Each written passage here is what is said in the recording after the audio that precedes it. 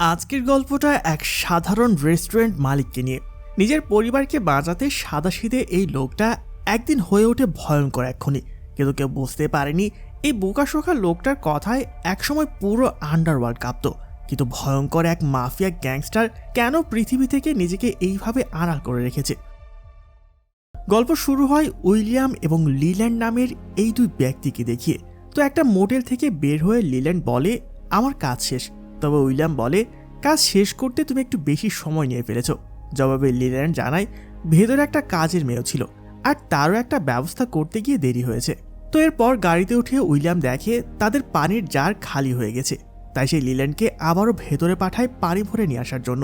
কিন্তু লিল্যান্ড ভেতরে গিয়ে দেখা যায় সেখানে শুধু রক্তের দাগ আর মানুষের লাশ পড়ে আছে। কিন্তু লিল্যান্ড এগুলো দেখে একটু ভয় পায় না, কারণ পরিষ্কারভাবে বোঝা যাচ্ছে একটু আগেই তারা দুজনেই এখানকার সবাইকে এতটা নৃশংসভাবে খুন করেছে। তো এরপর লিল্যান্ড যখন সেই পানির বোতল ভরতে শুরু করে, ঠিক তখনই সে কারোর পায়ের শব্দ পায়। আর একটু পরেই সামনের দরজার ভেতর থেকে একটা ছোট বাচ্চা মেয়ে বেরিয়ে আসে, কিন্তু তার চোখে মুখে ছিল ভয় আর আতঙ্কের ছাপ। তো এটা দেখে লিল্যান্ড মেয়েটাকে শান্ত থাকতে বলে, আর এরপরেই তার পেছনে থাকা বন্দুকটা বের করে খুব ঠান্ডা মাথায় ওই বাচ্চা মেয়েটাকেও চিরদিনের মতো চুপ করিয়ে দেয়। তো এরপর অন্যদিকে আমরা টম নামের এক লোকের পরিবারকে দেখতে পাই। টমের পরিবারে আছে তার স্ত্রী এডি, তাদের 16 বছরের ছেলে জ্যাক আর ছোট মেয়ে সারা। স্ত্রী আর 2 সন্তান নিয়ে তারা বেশ সুখে শান্তিতে দিন পার করছে। টম তার স্ত্রীকে যেমন ভালোবাসে, তেমনি স্ত্রীও তাকে ঠিক ততটাই পছন্দ করে। আসলে টমের এই শহরে একটা ছোট্ট রেস্টুরেন্ট আছে। তো প্রতিদিনের মতো টম রেস্টুরেন্টে গেলে দেখা যায় সেখানকার সবাই যেমন তাকে ভালোবাসে, ঠিক তেমনি শ্রদ্ধা করে। তো এরপর দৃশ্য পরিবর্তন হলে আমরা টমের ছেলে জ্যাককে তার কলেজে দেখতে পাই। আর সেখানে কলেজের মাঠে সবাই মিলে বেসবল খেলছিল। তো ববি নামের একটা ছেলে সেখানে বেশ ভালো খেলে তার টিমকে জেতানোর চেষ্টা করছিল। কিন্তু হঠাৎ করে ববি এমন এক শট খেলে ফেলে যে বলটা অনেক সময় ধরে বাতাসে ভাসতে থাকে। ববির মনে হচ্ছিল যে সে হয়তো ম্যাচটা জিতে যাবে, কিন্তু শেষমেশ তার টিম ওই ম্যাচটা হেরে যায়। আর এরপরে সবাই মিলে ববিকে নিয়ে হাসাহাসি আর ঠাট্টা শুরু করে দেয়। তো এটা দেখে ববি প্রচণ্ড রেগে যায়। তার সেই রাগটা সে কিছুতেই কন্ট্রোল করতে পারছিল না। এরপর সবাই যখন ড্রেসিং রুমে যায় তখন ববি সেখানে গিয়ে চিল্লাচিল্লি শুরু করে যায়। কিন্তু জ্যাক আসলে ববির সাথে কোনো ঝামেলায় জড়াতে যাচ্ছিল না। তাই ববি তাকে যত বাড়িয়ে অপমান করার চেষ্টা করে, জ্যাক সেটা খুব কৌশলে হাসাহাসি করে উড়িয়ে দেয়। তবে এটা দেখে সেখানে থাকা বাকিরাও হাসতে শুরু করে। তাই এক পর্যায়ে ববি আর কিছু না করতে পেরে হার মেরে সেখান থেকে বেরিয়ে যায়। তবে ববি কিন্তু তখনও রেগেছিল, তাই সে রাত পর্যন্ত জ্যাকের জন্য অপেক্ষা করতে থাকে। আর এরপর রাতের বেলা আমরা জ্যাককে তার গার্লফ্রেন্ড জুডির সাথে বসে থাকতে দেখি। আর ববি দূর থেকে তাদের উপর তখনও নজর রাখছিল, কারণ সে তাদের কোনো না কোনোভাবে বিরক্ত করতে চাচ্ছিল। তাই সে তার এক বন্ধুর সাথে গাড়িতে বসে সুযোগের অপেক্ষায় থাকে। তবে ববি যখন জ্যাক আর জুডির কাছে যাওয়ার চেষ্টা করে, ঠিক তখনই তার সামনে একটা বড় ট্রাক এসে দাঁড়ায়। ববি তখন মেজাজ হারিয়ে ওই ট্রাকের ড্রাইভারের দিকে আঙুল উঁচিয়ে উল্টাপাল্টা ইঙ্গিত করে। কিন্তু এরপরে আমরা জানতে পারি যে ওই ট্রাকটা আসলে অন্য কারো নয়, বরং সেই দুই খুনি উইলিয়াম আর লিল্যান্ডের। তো উইলিয়াম যেভাবে ববির দিকে তাকিয়েছিল তা দেখে ববির একদম রক্ত হিম হয়ে যায়, আর সে ভয় পেয়ে সাথে সাথে তার হাত নামিয়ে নেয়। এরপর উইলিয়াম আর লিল্যান্ড সেখান থেকে চলে যায় এবং ববিও নিজের রাস্তা ধরে।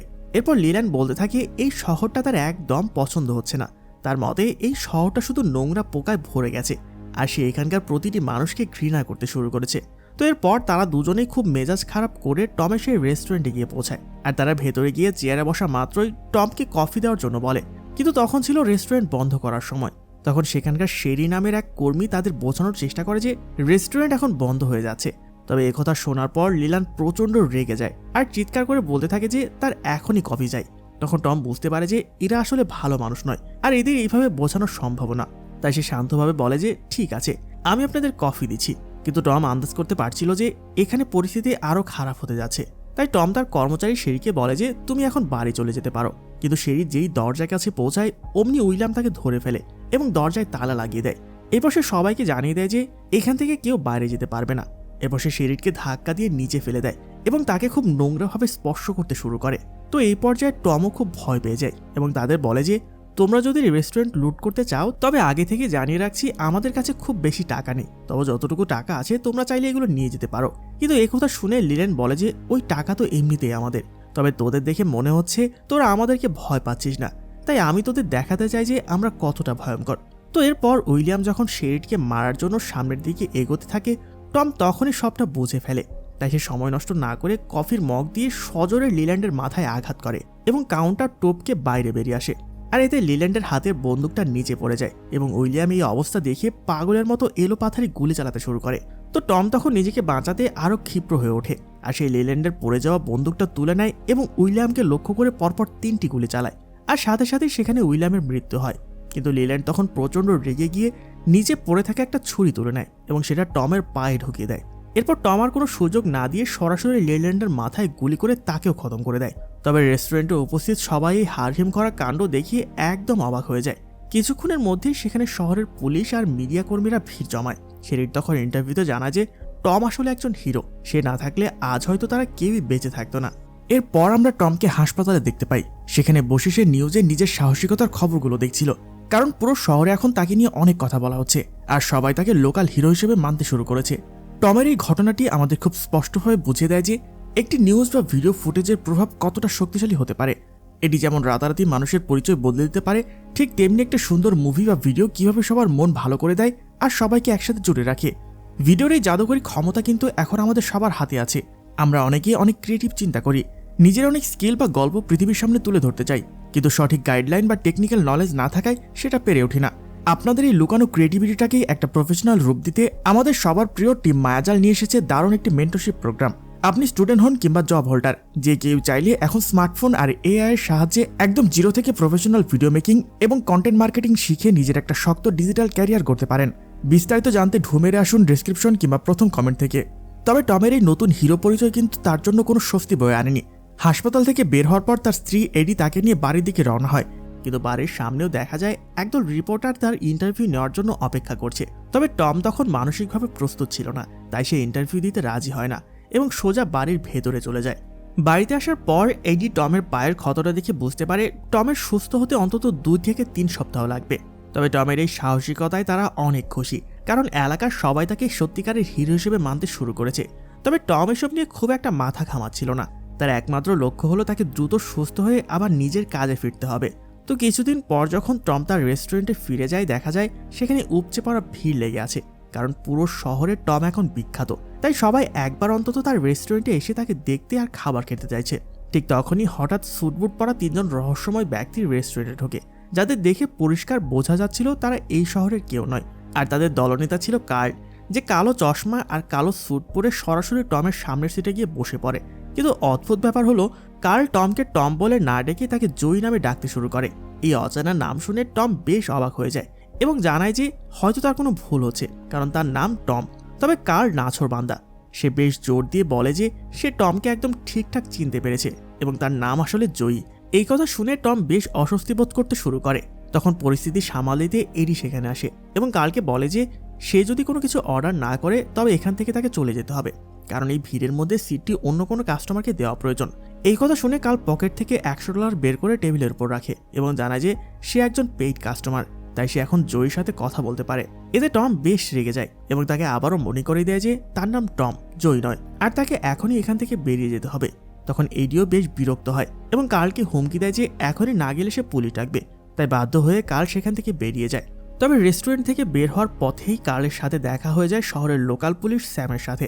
স্যাম তাদের জিজ্ঞাসাবাদ করে জানতে পারে তারা এই শহরের কেউ না। তাই স্যাম তাদের সতর্ক করে বলে এই শহর অনেক শান্তিপ্রিয় জায়গা আর এখানে সব ভালো মানুষেরা থাকে, তাই এই শহরে এসে কোনো ঝামেলা করতে চাইলে সে তাদের বিরুদ্ধে কঠোর ব্যবস্থা নেবে। তাই তাদের এখান থেকে দূরে থাকাটাই বুদ্ধিমানের কাজ হবে। এরপরে স্যাম টমের কাছে গিয়ে জানায় যে এই লোকগুলো আসলে বড় একটা ক্রাইম সিন্ডিকেটের অংশ। সে আরও জানায় যে জয়ী নামের লোকটাকে তারা খুঁজতে এসেছিল, তার ব্যাপারে সে কোনো তথ্য পায়নি। তবে জয়ীর ভাই রিচি কুশ্যাক একটি বিশাল আন্ডারওয়ার্ল্ড গ্যাং চালায়। তবে স্যাম অবাক হয়ে ভাবছিল যে টমের মতো একজন সাধারণ মানুষের নাম এমন ভয়ঙ্কর অপরাধীদের সাথে কিভাবে জড়িয়ে গেল। তাই সে টমকে আগের চেয়ে অনেক বেশি সতর্ক থাকতে বলে এবং কোনো বিপদ দেখলে সরাসরি ফোন করার পরামর্শ দেয়। তো স্যাম চলে যাওয়ার পর টম বাইরে তাকিয়ে দেখতে পায় কার্লের সেই গাড়িটি তখনও তার বাড়ির সামনে উৎপেতে দাঁড়িয়ে আছে। সে তখনই বুঝতে পারে এই লোকগুলো এত সহজে তার পিছু ছাড়বে না। তো সময় এভাবেই কাটছিল, কিন্তু একদিন সকালে টম যখন রেস্টুরেন্টে যাচ্ছিল তখন সে খেয়াল করে কার্লের গাড়িটি তার বাড়ির দিকে এগোচ্ছে। এতে টম প্রচণ্ড ভয় পেয়ে যায়, কারণ সে বুঝতে পারে লোকগুলো এবার তার পরিবারের কোনো ক্ষতি করতে যাচ্ছে। সে তখনই দ্রুত এডিকে ফোন করে বলে যেন সে তার শটগানটি রেডি রাখে এবং অপরিচিত কেউ হামলা করলেই যেন সরাসরি গুলি চালায়। কথা বলে সে পাগলের মতো বাড়ির দিকে ছুটতে শুরু করে। একটু পরে বাসায় কাউকে ঢুকতে দেখে এডি গুলি চালাতে যাবে, ঠিক তখনই দেখে টম বাসায় ফিরে এসেছে। টম তখন এডিকে বলে আমি ভেবেছি হয়তো কার্ল নামে সেই লোকটা আমাদের বাসায় আসছে। তো এরপর থেকেই তারা এক অজানা আতঙ্ক আর ভয়ের মধ্যে দিয়ে দিন পার করতে থাকে। এরপর একদিন এডি যখন তার মেয়েকে নিয়ে শপিং করতে যায়, তখন হঠাৎ সে খেয়াল করে তার পাশে মেয়ে নেই। তখন এডি দিশেহারা হয়ে চারদিকে খুঁজতে খুঁজতে পাশের একটি দোকানে গিয়ে দেখে তার মেয়ে সেখানে কার্লের সাথে বসে আছে। এতে এডি প্রচণ্ড ভয় পেয়ে যায় এবং কার্লকে চিৎকার করে বলতে থাকে যে কেন সে এইভাবে তাদের ফলো করছে। এডি বারবার বলে তুমি ভুল মানুষকে তাড়া করছো, কিন্তু কার্ল শান্ত গলায় জবাব দেয় যে সে একদম সঠিক মানুষের পেছনে লেগে আছে, কারণ টম যদি সাধারণ মানুষই হতো তবে সে এত সহজে দুজন খুনিকে খতম করলো কিভাবে। কার্ল তখন এডিকে বলে যেন সে বাড়ি গিয়ে টমকে তার বড় ভাই রিচি কুশাকের ব্যাপারে জিজ্ঞেস করে। এই কথাগুলো শুনে এডি এক প্রকার ভয় আর আতঙ্ক নিয়ে সেখান থেকে বাসায় চলে যায়। এরপরে আমরা টমের ছেলে জ্যাককে তার কলেজে দেখতে পাই। আর আজও ববি জ্যাকের সাথে ঝামেলা করার চেষ্টা করছিল, তাই সে বারবার জ্যাককে উত্ত্যক্ত করতে শুরু করে, এমনকি তার পরিবার নিয়েও আজে বাজে কথা বলে। তাই এক পর্যায়ে জ্যাক আর নিজেকে সামলাতে পারে না, সে ববি আর তার সঙ্গীদের ধরে আচ্ছা মতো ধলাই দেয়। জ্যাক ববিকে এত মার মারে যে শেষ পর্যন্ত হাসপাতালে ভর্তি করতে হয়। তবে বাড়িতে ফেরার পর টম যখন এই খবর পায় তখন সে জ্যাককে বেশ বকাবকি করে। টম তাকে বলে যে কারোর সাথে ঝামেলা হলে তাকে মেরে হাসপাতালে না পাঠিয়ে অন্যভাবে এই সমস্যার সমাধান করা যায়। এই কথা শুনে জ্যাকও বেশ রেগে যায় এবং বলে যে আসল উপায় তো হলো তাদের গুলি করে মারা।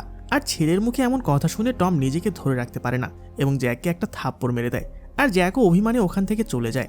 তো এরপর টম বাইরে তাকাতেই আবার কার্লের গাড়িটি দেখতে পায়, তাই সে সাথে সাথে তার শটগান নিয়ে দরজার কাছে আসে। কার্ল তখন টমকে বলে আমি নিশ্চিত যে তুমি জয়ী, তাই তোমাকে এখনই আমাদের সাথে যেতে হবে। টম তখন তার বন্দুক কার্লের দিকে তাক করে রাখে, কিন্তু কার্ল জানায় সে শেষবারের মতো তাকে অনুরোধ করছে। আর ঠিক তখনই কার্লের লোক জ্যাককে তার বাড়ি থেকে বের করে আনে আর তার মাথায় বন্দুক ঠেকিয়ে দেয়। তখন কার্ল বলে যে টম তাদের সাথে না গেলে তারা প্রথমে জ্যাককে এবং তারপরে স্ত্রী ও মেয়েকেও মেরে ফেলবে। তখন টম নিরুপায় হয়ে নিজের পরিবারের জীবন বাঁচাতে সে তার শটগান ফেলে দেয় এবং তাদের সাথে যেতে রাজি হয়। আর এতে কার্লের লোকজন জ্যাককে ছেড়ে দেয়। তো টম যখন তাদের সাথে গাড়ির দিকে এগোতে থাকে তখন সে শেষবারের মতো তাদের অনুরোধ করে বলে প্লিজ কোনো ঝামেলা না করে তোমরা এখান থেকে চলে যাও। কিন্তু এই কথা শুনে কার্লের এক লোক প্রচণ্ড রেগে গিয়ে টমের দিকে বন্দুক তাক করে। আর বাড়ির ভেতর থেকে এডি আর জ্যাক এই সব কিছুই দেখছিল। আর ঠিক তখনই টম হঠাৎ আক্রমণাত্মক হয়ে ওঠে। সে চোখের পলকে মাথায় বন্দুক ঠেকিয়ে রাখা ওই লোকটার হাত ভেঙে দেয় আর তার নাকে একের পর এক ঘুষি মেরে তাকে মেরে ফেলে। এখন পরিস্থিতি বেগতিক দেখে কার্লের সাথে থাকা দ্বিতীয় লোকটিও টমকে গুলি করার চেষ্টা করে, কিন্তু টম তার আগেই তাকে গুলি করে খতম করে দেয়। তবে এরই মধ্যে কার্ল সুযোগ বুঝে টমের কাঁধে একটি গুলি চালিয়ে দেয় আর টম যন্ত্রণায় মাটিতে লুটিয়ে পড়ে। মাটিতে লুটিয়ে পড়েও টম আপ্রাণ চেষ্টা করছিল পড়ে থাকা বন্দুকটার কাছে যাওয়ার জন্য, কিন্তু তখনই কার্ল তার একদম সামনে এসে দাঁড়ায় আর বলে তোমার সময় শেষ, এবার আমি তোমাকে মেরেই ফেলবো। মরার আগে তোমার কি শেষ কিছু বলার আছে? তখন টম তার দিকে হিংস্র চোখে তাকিয়ে বলে এর আগে আমি শুধু তোমার চোখটা নষ্ট করেছিলাম, তখনই আমার উচিত ছিল তোমাকে চিরতরে খতম করে দেওয়া। অর্থাৎ কার্ল শুরু থেকে ঠিক ছিল, এই টম আসলে সেই ভয়ঙ্কর গ্যাংস্টার জয়ী। তো এরপর কার্ল যখন টমকে মারার জন্য একদম তৈরি, ঠিক তখনই সঠিক সময় জ্যাক সেখানে চলে আসে আর কার্লকে পেছন থেকে সেই শটগান দিয়ে গুলি করে দেয়। তখন টম প্রচণ্ড রেগে থাকলেও নিজেকে সামলে নিয়ে জ্যাককে জড়িয়ে ধরে, কারণ আজ জ্যাকই তার প্রাণ বাঁচিয়েছে। তো এরপর টমকে হাসপাতালে ভর্তি করা হয়। সেখানে এডি তার কাছে আসে এবং সাব জানিয়ে দেয় যে সে নিজের চোখে টমকে জয়ী হয়ে উঠতে দেখেছে, তাই সে এখন সব সত্যি জানতে চায়। নিরুপায় হয়ে টম তার অন্ধকার অতীতের কথা বলতে শুরু করে। সে জানায় যে একসময় সে একজন গ্যাংস্টার ছিল এবং টাকার বিনিময়ে মানুষকে খুন করত, আর আস্তে আস্তে সে তার এই নৃশংস জীবন উপভোগ করতে শুরু করে দেয়। টম আরও জানায় তার শেষ শিকার ছিল ওই কার্ল, যার চোখ সে নষ্ট করে দিয়েছিল, কিন্তু এরপর সে ঠিক করে যে এইসব পাপের পথ ছেড়ে সে একদম বদলে যাবে। আর তখন থেকে সে নিজেকে পুরোপুরি বদলে ফেলেছে এবং এখন সে আর সেই পুরনো মানুষটি নেই। কিন্তু টমের এসব ভয়ঙ্কর অতীত শোনার পর এডি প্রচণ্ড ভেঙে পড়ে। আর এর মাঝে সেই স্যাম নামের পুলিশটা তাদের বাড়িতে জিজ্ঞাসাবাদ করতে আসে এবং টমকে একের পর এক প্রশ্ন করতে থাকে। তখন এডি টমকে বাঁচানোর জন্য এগিয়ে আসে। সে স্যামকে বলে যে তারা ইতিমধ্যে অনেক ঝামেলার মধ্যে দিয়ে গেছে, তাই দয়া করে প্রশ্ন করে তাদের আর বিরক্ত না করতে। এডির কথা শুনে স্যাম সেখান থেকে চলে যায়। তো স্যাম চলে যাওয়ার পরেই এডি টমের ওপর আবারও অনেক রেগে যায় আর তাদের মধ্যে প্রচণ্ড ঝগড়া শুরু হয়। রাগের মাথায় এডি টমকে বারবার থাপ্পড় মারতে থাকে আর এক পর্যায়ে টমও তার গলা চেপে ধরে। আর এইভাবেই অনেক সময় ঝগড়া করতে করতে ক্লান্ত হয়ে গেলে মাঝপথে তারা একটু জিরিয়ে নেয়। আর দুজনে এত ভালো একটা মুহূর্ত কাটানোর পরেও এডি আবারও রাগ করে সেখান থেকে চলে যায় এবং টম একা সোফাতেই ঘুমিয়ে পড়ে। ওই দিন ঠিক মাঝরাতে টমের ফোনে তার বড় ভাই রিচির কল আসে।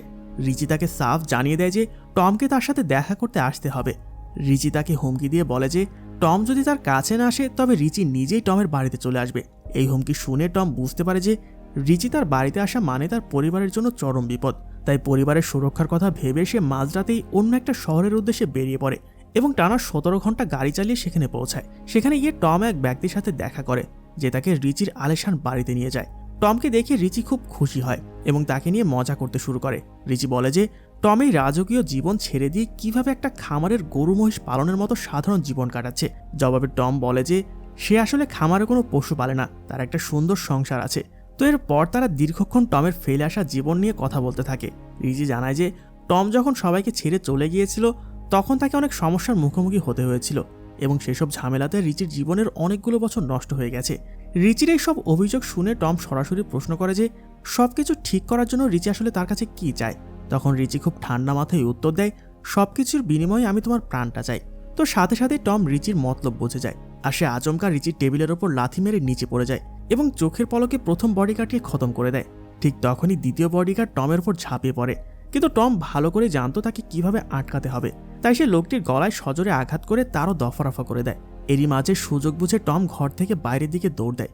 রিচি তাকে ধাওয়া করতে করতে বাইরে চলে আসে আর ভাবে যে টম হয়তো বাড়ির সীমানা পার হয়ে পালিয়ে গেছে, কিন্তু টম আসলে বাড়ির ভেতরে লুকিয়েছিল।